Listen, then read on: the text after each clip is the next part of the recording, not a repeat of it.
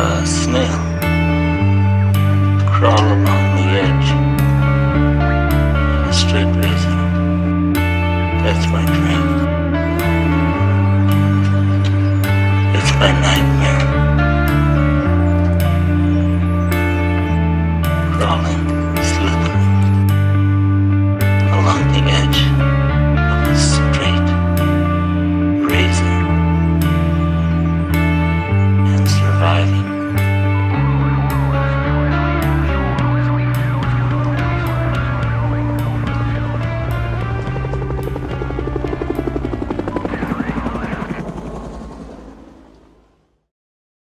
Okay, hi guys, and welcome to the show. And today, better late than never, we finally have a look at the 2020 release of the Captain Willard reissue. Apologies for my brief hiatus from YouTube. I have been extremely busy with work. Today, I hope to make up for it with these amazing watches. So please do give this video a like. It really does help. Now, there are various versions, and I've been lent in 3 variations, including a limited edition in blue, along with the green here, and your standard black from my friends at Moya in Carmel, Indiana. And I have personally bought and sold from them many, many times. They are official ADs for Seiko, one of my highly recommended watch sellers. And they have very graciously lent in these 3 for me to have some serious time with, which is a really fantastic relationship because it just allows me to have the independence to say what I want and feel about the watches, my unbiased opinion, but also access to these watches. But anyway, before I get into that, let's have a quick wristwatch check because I'm really excited about this combination. This is the Purlon strap from Wrist Candy Watch Club. I'll leave a link below, but I've put it on the Explorer and it just absolutely works. I mean, I love this combo, ready for summer. It's funny because I haven't really been wearing the Rolex Explorer that much recently because I favored my Datejust and my other modded Seikos, but this has just breathed a whole new lease of life. These are, in my opinion, the Melange Purlons from Wrist Candy Watch Club are the best in the business, without a doubt. Do check those out. They're really, really cool. Anyway, without further ado, let's start off with a little bit of history to contextualize these amazing watches.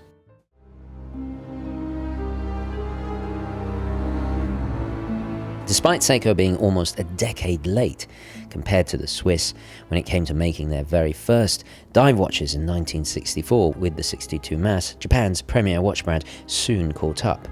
What has now become known as the Captain Willard refers to the 6105 that was first introduced in 1968 and ran until 1977. Unlike its predecessor, the 6105 was made in 2 distinctive body types, the cushion-cased 8009 and the larger asymmetrically cased 8110-8119, but most importantly, both with the crowns at the 4 o'clock.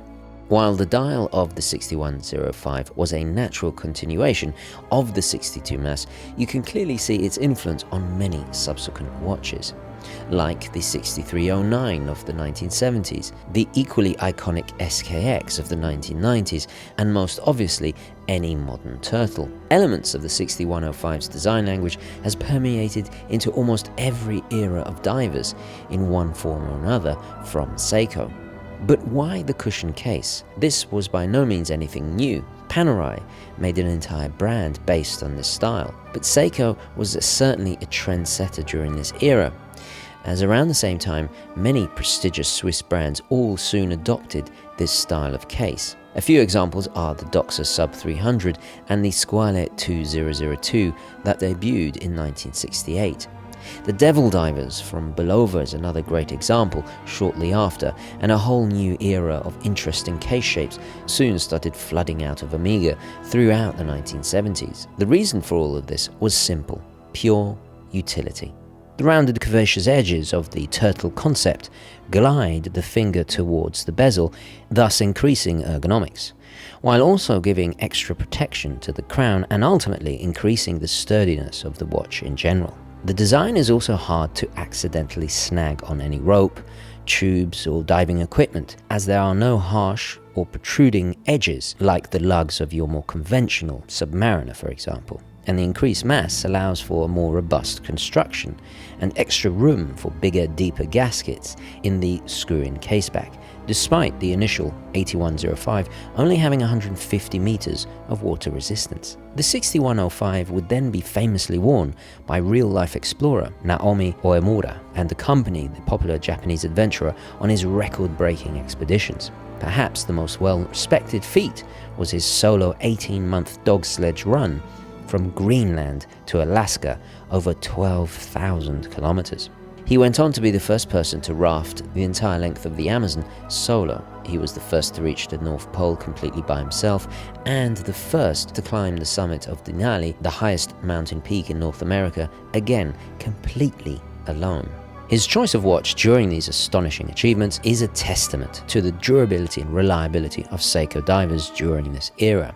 This is especially impressive when you consider the temperatures were around minus 50 degrees Fahrenheit or minus 46 degrees centigrade during his ascent. But what makes this especially compelling is that it was his own watch and not any kind of staged marketing by Seiko. If you have ever handled these now vintage, highly desired collectible early Seiko divers, you will know of the exceptional quality and how good the construction was, comparable to anything Rolex or Omega were making at the time. Then in 1979, the 6105 got its big break and would forever be immortalized on the silver screen by being worn by Martin Sheen playing Captain Willard in Francis Ford Coppola's Capolavoro, Apocalypse Now. This was no accident. This epic psychological war film was loosely based on the 1899 novel Heart of Darkness by Joseph Conrad, but set, alternatively, during the Vietnam War. Many troops during the conflict would purchase Seiko 6105s from the PXs, which are post exchanges, on bases in Southeast Asia. The reason for these purchases would again reinforce the watch's reputation for toughness, as many of the army-issued watches were known to fail due to the rigors and severe dampness of the jungle environment. While not all 6105s were hackable and lacked manual wind, the in-house 17-jewel caliber 6105A proved highly dependable even in the most challenging combat conditions and was relatively affordable at the time.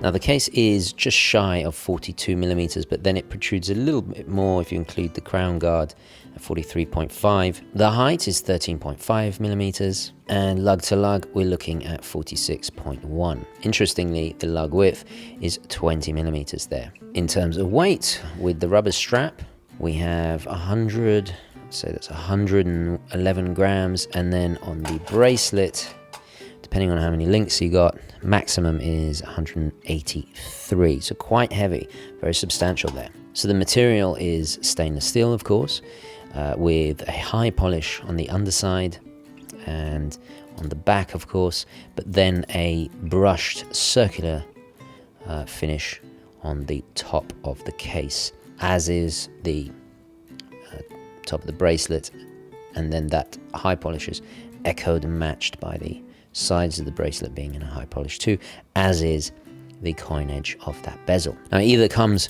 on this very slightly tapered bracelet. I think only the first couple of links taper. You can hardly notice it.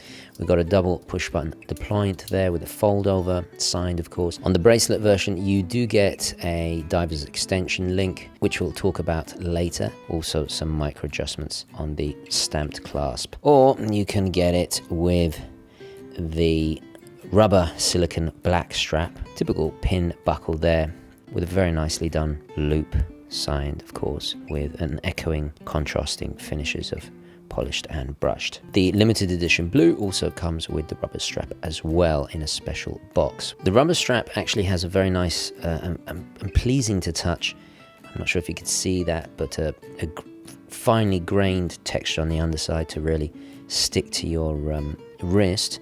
And then on the top we have a very fine, let's see if we can see that, there you go, a kind of barley wheat pattern in stripes going down. The glass is sapphire, and we have an inner layer of anti-reflective coating you can see there, and then around it we have 120 click unidirectional bezel.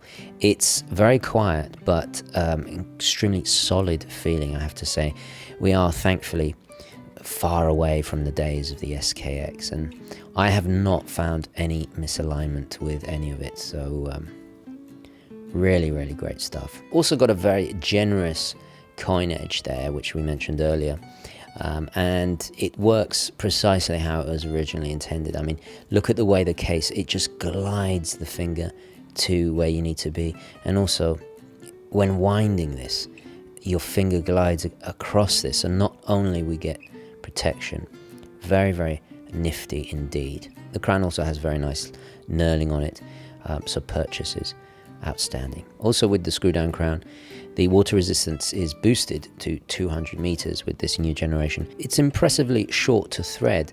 The luminescence is the famed Seiko Lumi Bright, perfect orientation in low light, thanks to the double markers at 12, so you really get a good indication of where 12 o'clock is. It also is plentiful when it comes to the faceted stick handset, which is applied in a different manner for each hand and really helps to distinguish them from one another. Naturally on the back, we get the famed Great Wave, there it is, of Kanagawa, the motif famously created in woodblock print originally by Hokusei, and it's framed masterfully by the concentric brushed finish there, just to contrast the supremely high polish of the wave itself.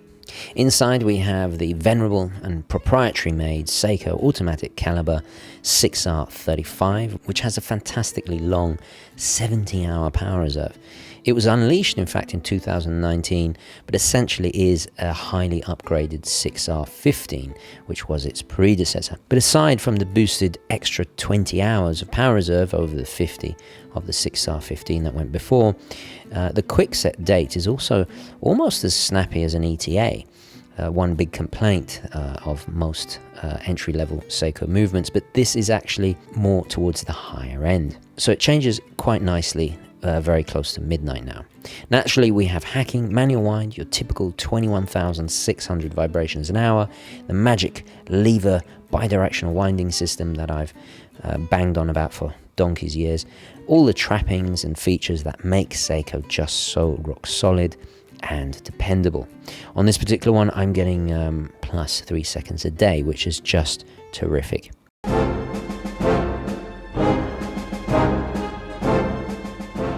Its style and aesthetic is unequivocally very 60s, and it will deter some. Aside from the movement, most of the changes, I have to say, occurred on the dial, especially the color variations. If I look at the blue and the green, they are both in a sunburst pattern or texture, as the black has remained probably the most faithful to the original. The sunburst effect is a little bit of a departure from the strict tool watch that it was originally intended as, but I have to say it is done in an exquisite way. I really do like the green. The green is somewhere between a fern green. Actually, you know what, I'd say it's a very understated seaweed green, and veers more towards olive on the kind of green and brown part of the color spectrum, whereas the blue is just as restrained, but this time it's a Prussian blue, almost an Oxford blue, and I think they've done a bang-up job. I'm not typically into green watches, but I absolutely loved this one. It was I've never seen a green like it. Very, very carefully considered, and I really do like it. The date at the 3 o'clock is equidistantly placed and sized as if it was one of the hour markers. I really do like that because it doesn't disturb or disrupt the symmetry and balance of that dial. You know, so many date windows, or date apertures I should say, do that. The handset is also wonderfully refined over the flat and more boxy originals back in the day.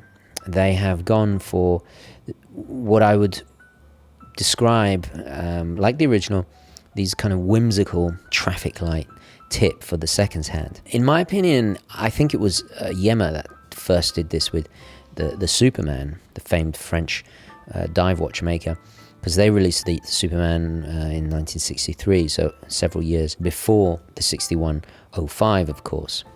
Ironically, Seiko would as we've discussed before, go on to own Yema for a little while. So a little bit of irony there. But anyway, but it does add a lovable little dash of a red, which it's not purely to make it look pretty. It's there to serve a purpose, which of course it identifies the seconds hand at a very quick glance because you instantly see that red. Red is one of the most visible colors. However, the printing of the hash marks on the periphery follow the same format, with the hours being slightly larger. At the 6 o'clock position, we have the new Prospects branding in a pleasing pyramidal layout. On the limited edition, there's a slight variation with off orange, almost yellow color there. The date aperture is also unframed, unlike the original. On the original 6105, the Seiko logo was applied, whereas here on this contemporary incarnation, it is in a silver print. But like the original, all the hour markers are indeed applied. If I bring the black back, you can see this is just the standard matte.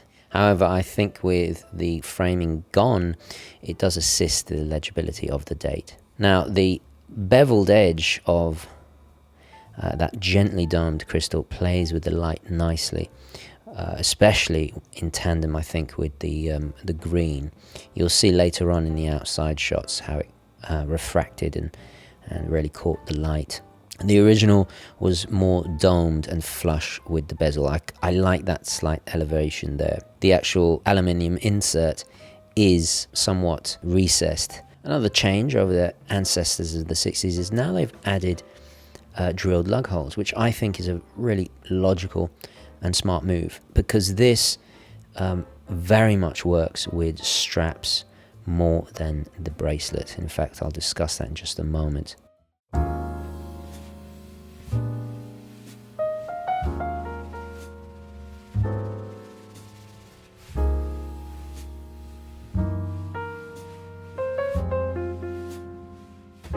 In terms of positives, I have to be very frank here. The reason I put off reviewing the Willard for so long was simply the fact I never liked the scale and look of the original.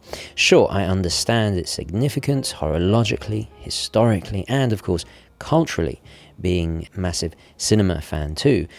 Undoubtedly, I adore these connections, but despite me being almost the same size and scale as Martin Sheen during the filming of the movie, even back then it was considered large. And I'm sure, as most of you know by now, I'm more inclined to modestly sized watches. However, I could simply not believe how comfortable this was on my 6.5-inch wrist. I was very impressed at how the curves further assisted this comfort, and despite the height being around 13 millimeters, it felt astonishingly slender. The quality and finishing is exceptional. Aside from the bracelet, the watch was beautifully constructed. If one was to remove the logo and not know it was a Seiko, you could easily be fooled into thinking it was something Swiss made. To me, the watch really comes alive on the rubber strap, which is so refreshingly well done. It feels supple and, dare I say, even elegant, but also simultaneously strong and practical. They didn't go for any cheap, nasty feeling rubber this time, and it feels a million miles away from the countless straps I've complained about when it came to those fitted on entry and mid-level Seikos, like so many did in my early watch reviews.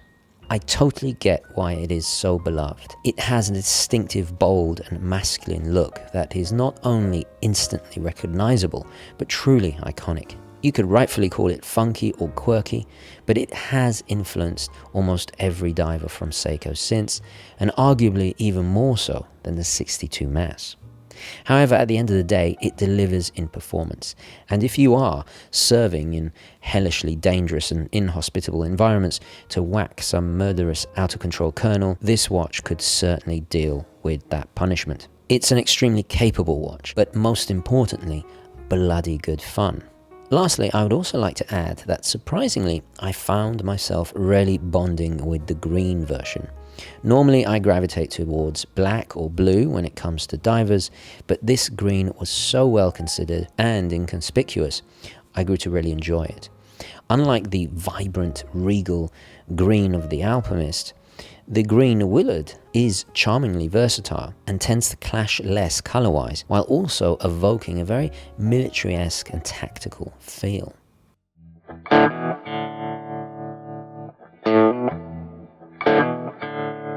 So let's talk about the negatives. Well, first of all, I have to say it does have a bit of a Marmite effect because of its very unique look. The direct extension, while I'm happy it's there, it's almost like an afterthought. If I just open it, hold on 1 second, I'll show you. It's the least intuitive one I've ever seen. And when it is open, it's not, if you imagine your wrist was there, it's kind of a bit clumsy here. And as you can see, I'm having a little bit of difficulty folding it in. It's not the most efficient way of doing it. Sometimes I'm not, oh, there we go, done it. You get used to it though. Another negative is there is no signage on the crown.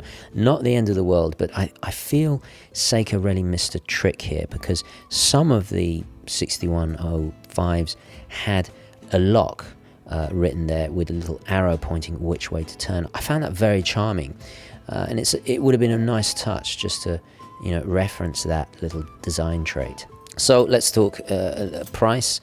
Well, we have kind of discussed it to death, especially in the Watch Talk series with industry insider Mark from Long Island Watch. I don't want to go over that, but this is unfortunately just the reality we must now deal with. And that's the cost of something completely in-house made to this level. But let's not forget to take into consideration one from the 60s or 70s will set you back anything from 3 to as much as 5,000 and beyond on the used market, and they're certainly not as tough as these. However, for around the $1,000 mark, there still are some shortcuts being made. The best example is the hollow end links. It definitely feels a little bit tinny. I've seen micro brands do a better job with solid end links and screwed and not pin and collar individual links, so Seiko really took a shortcut there. I just feel at this price point it is a little bit lazy. And while we're on the subject of bracelets, I think the main complaint is the heaviness, the top heaviness when it is on the bracelet. I simply could not get used to it. Maybe I need more time. I think it also looks kind of ridiculous, the proportions. But then again, if you were to change, make the bracelet larger or make the case smaller, would absolutely diminish its alluring appeal. You would lose some of that character that is so integral. Maybe something aftermarket, strap code immediately come to mind, is the way to go. And it's funny because on the strap, it doesn't look so comically ill-proportioned. It almost, well, maybe it's just my opinion. What do you guys think? However, the real downfall for me with this, it's not the versatility in terms of strap compatibility, but situational versatility. It's not like a James Bond Submariner that you can still wear with more formal attire and, you know, kick butt James Bond style on the same day with the same watch. I could never see myself wearing this while attending the symphony, for example. This is a tool, nothing more, nothing less. Well, maybe a little bit more. So in conclusion, with its strong identity all of its own, to me this very much feels like the G-Shock of its day, from an age where digital watches on the battlefield was purely science fiction.